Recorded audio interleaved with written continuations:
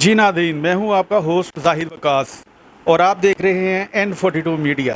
ناظرین، اس وقت میں موجود ہوں انجمن طلبہ اسلام کے صوبائی آفس میں، اور ہمارے ساتھ موجود ہیں مرکزی صدر پاکستان مبشر حسین حسینی صاحب۔ تو ان سے ہم ان کی تنظیم کے بارے میں کچھ گفتگو کرتے ہیں۔ جی السلام علیکم۔ وعلیکم السلام جناب، بہت شکریہ۔ اچھا مبشر صاحب، یہ جو ATI ہے انجمن طلبہ اسلام، یہ کب وجود میں آئی؟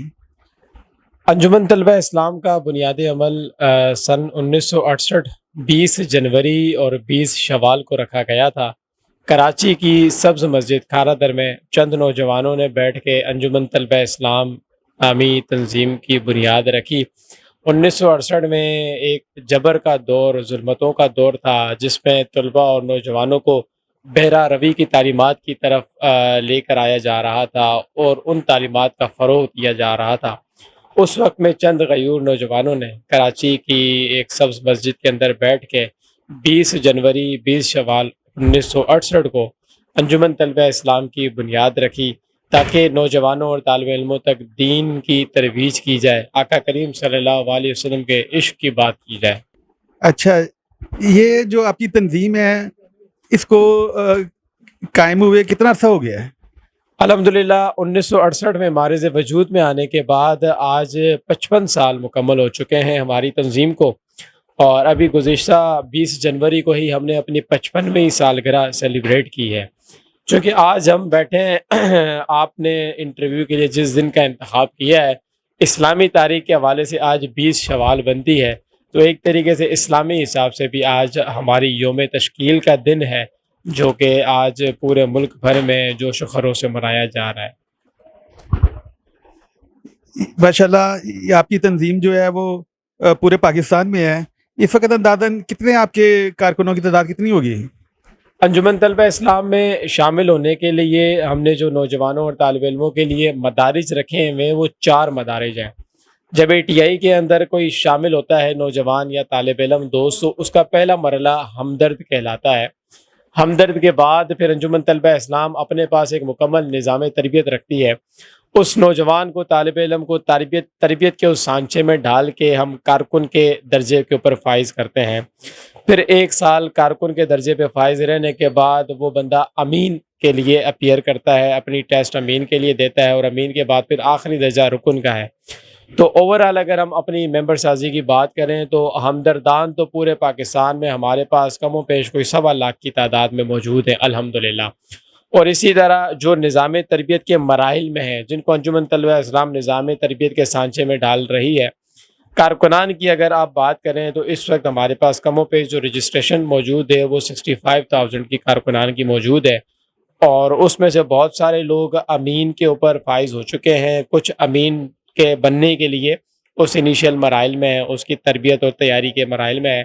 امین کے بعد پھر رکن بنیں گے، تو وہی 65,000 لوگوں میں سے ہی ہم کارکنان کا انتخاب کر کے امنا امین کے بعد رکن بنائیں گے، اور اراکین بھی الحمدللہ ہمارے پاس کم و بیش کوئی ہزاروں کی تعداد میں موجود ہیں۔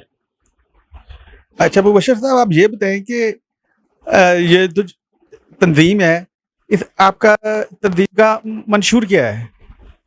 جس طرح آپ دیکھیں کہ آج سماج میں، معاشرے میں بہت سارے لوگ، بہت ساری تناظیم دین سے دوری کا پیغام دیتی ہیں، دینی بہرا روی کا پیغام دیتی ہیں نوجوانوں کو، طلباء کو، تو آج انجمن طلبہ اسلام اس پرفتن دور میں اگر بات کرتی ہے تو وہ عشق مصطفیٰ صلی اللہ علیہ وسلم کی بات کرتی ہے۔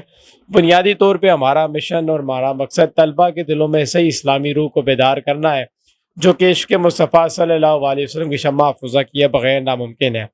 پھر ساتھ ساتھ سماجی طور پہ انجمن طلبہ اسلام جو کام کرتی ہے نوجوانوں اور طالب علموں کے لیے، کہ ہمارا یہ مقصد، یہ ایم ہے کہ پاکستان کے اندر جو طالب علم آج کے پرفتن دور میں اور پرفتن حالات میں اپنی تعلیم سے دور ہوتے جا رہے ہیں، وہ تعلیم حاصل نہیں کر پاتے، اپنی فیسز کے معاملات حل نہیں کر پاتے، تو انجمن طلبہ اسلام ان کا جو ہے دست و بازو بنتے ہوئے ان کے لیے اسکالرشپس کا انعقاد کرتی ہے، اسکالرشپس کا اجرا کروا کے ان کی فیسز پے کرتی ہے۔ جو طالب علم کتابیں نہیں لے سکتے، ہم ان کو پورے پاکستان میں مفت کتابیں فراہم کرتے ہیں۔ لائبریریز کا قیام انجمن طلبہ اسلام لاتی ہے. آج انجمن طلبہ اسلام کے ذیلی تقریباً جتنے بھی اضلاع موجود ہیں اس وقت ٹی آئی کے ہر ضلع کے زیر تمام ایک لائبریری چل رہی ہے جس میں ٹیکنیکل اور جدید طرز کی تعلیمات دی جا رہی ہیں. تو دین اسلام کے پیغام کے ساتھ ساتھ سماجی ورکنگ بھی انجمن طلبہ اسلام کا پیغام دیتی ہے. یہ جو آپ خدمات سر انجام دے رہے ہیں اس حوالے سے میگزین وغیرہ بھی آپ کا یا بروشر؟ ہمارا پورے پاکستان میں تنظیمی ایک آرگن ہے ماہنامہ نوائے انجمن کے نام سے.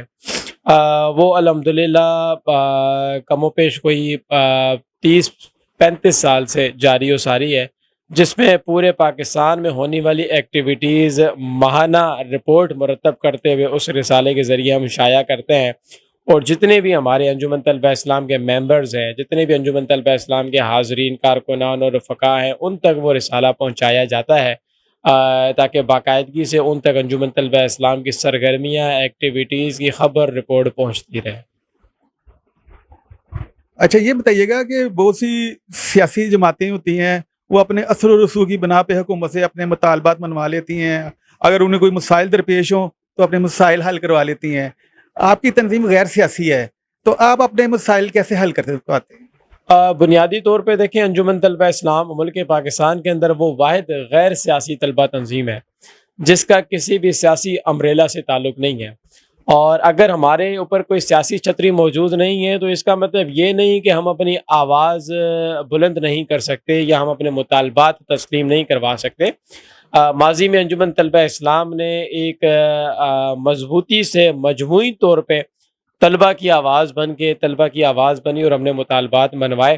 اور جو پاکستان کا ہمارا من حیث القوم ایک المیہ ہے کہ آپ کو اپنے مطالبات منوانے کے لیے احتجاج کرنے پڑتے ہیں، روڈوں پر آنا پڑتا ہے، لیکن انجمن طلبہ اسلام کوشش کرتی ہے کہ ہم چونکہ امن کی بات کرتے ہیں تو انجمن طلبہ اسلام کے پلیٹ فارم سے گہوارہ امن کا پیغام دیں اور پاکستان میں بھی جو ہے گہوارہ امن بنانے کے لیے، پاکستان کو گہوارہ امن بنانے کے لیے اپنی کاوشیں کریں.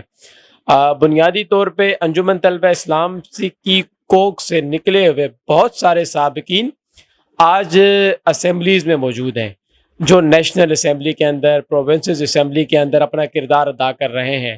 جب ہمیں کوئی مطالبہ تسلیم کروانا ہوتا ہے، جو طلبہ کا حق یا طلبہ فیسز بڑھ جاتی ہیں یونیورسٹیز جامعات کی، جب ہمیں وہ ڈکریز کروانی ہوتی ہیں، کم کروانی ہوتی ہیں، یا نصاب میں کوئی ایسی بات آ جائے جو اسلام، ملک و ملت کے خلاف ہو، اس کے بارے میں ہم اپنی چیزیں منوانے کے لیے کوشش کرتے ہیں کہ پہلے اداروں سے رابطہ کر کے ان تک یہ بات پہنچائی جائے اور مطالبات حل کروائے جائیں. اگر تو وہ ہماری اس بات چیت کے اوپر ان کی کوئی جو نہیں رینگتی تو پھر ہم کوشش کرتے ہیں کہ اب احتجاج اور روڈ جو ہے دھرنوں کی طرف آیا جائے. لیکن اس سے انجمن طلبہ اسلام بہت زیادہ اشتراب کرتی ہے. الحمدللہ آج تک انجمن طلبہ اسلام نے جس مطالبے کے لیے بھی آواز اٹھائی اور جب بھی ہم اداروں کے پاس گئے اپنا مطالبہ لے کر تو انجمن طلبہ اسلام کے لوگوں کو اداروں نے تسلیم کیا اور ہمارے مطالبات بغیر احتجاج، بغیر دھرنوں کے تسلیم ہوئے الحمدللہ.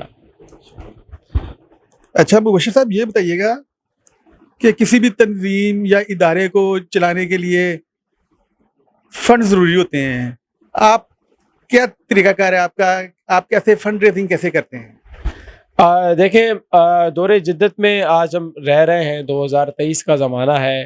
انجمن طلبہ اسلام ایک خود کفیل جماعت ہے اور خود کفیل جماعت ہونے کے ساتھ ساتھ جیسے میں نے ابھی آپ سے ذکر کیا کہ انجمن طلبہ اسلام کے کچھ سابقین ہیں، رفقا ہیں، یعنی اے ٹی آئی میں کام کرنے کا طریقہ کار یہ ہے کہ جب ایک نوجوان کی عمر 32 سال ہو جاتی ہے تو انجمن طلبہ اسلام اپنے نوجوان کو سابق کر دیتی ہے، یعنی رفاقت نامہ دے دیتی ہے کہ اب آپ انجمن طلبہ اسلام کی کوئی ذمہ داری نہیں لے سکتے. اس طرح 1968 سے لے کے آج 55 سالوں میں ہم نے ایسے لاکھوں لوگ انجمن طلبہ اسلام سے تراش کے زمانے کو دیے ہیں زمانے کی قیادت کرنے کے لیے. آج وہ لوگ مختلف اداروں میں سیٹلڈ ہیں. آج ایسے بہت سارے لوگ مختلف این جی اوز چلا رہے ہیں اور اس کے تھرو بھی وہ کام کر رہے ہیں. تو وہ بھی چونکہ انجمن طلبہ اسلام ہم سب کی مادر فکری جماعت ہے اور جو لوگ ادارے چلا رہے ہیں انجمن طلبہ اسلام نے ان کو ایک فکر دی تو وہ اس فکر کا خیال کرتے ہوئے انجمن طلبہ اسلام کے ساتھ ماہانہ بنیادوں پہ تعاون کرتے ہیں، اور دوسرا انجمن طلبہ اسلام خود کفیل اس وجہ سے بھی ہے کہ ہم اپنا جو ہمارا یہ رسالہ نکلتا ہے نوائی انجمن جس کا ذکر کیا، اس کی ایک مناسب سی قیمت ہوتی ہے جو ہمارے ممبرز ہمیں پے کرتے ہیں۔ پھر انجمن طلبہ اسلام تمام طلبہ تنظیموں سے منفرد اس وجہ سے بھی ہے کہ آپ نے دیکھا ہوگا باقی تناظیم مرکز فنڈ جنریٹ کرتا ہے یا معاملات بناتا ہے اور وہ نیچے یونٹ لیول تک تقسیم کرتا ہے، لیکن انجمن طلبہ اسلام کا جو سلسلہ ہے وہ ذرا الٹ ہے۔ یونٹ لیول سے فنڈ جمع ہونا شروع ہوتا ہے اور یونٹ ضلع کو 1% پے کرتا ہے، ضلع ڈویژن کو، ڈویژن صوبے کو، اور صوبہ 1% مرکز کو دیتا ہے۔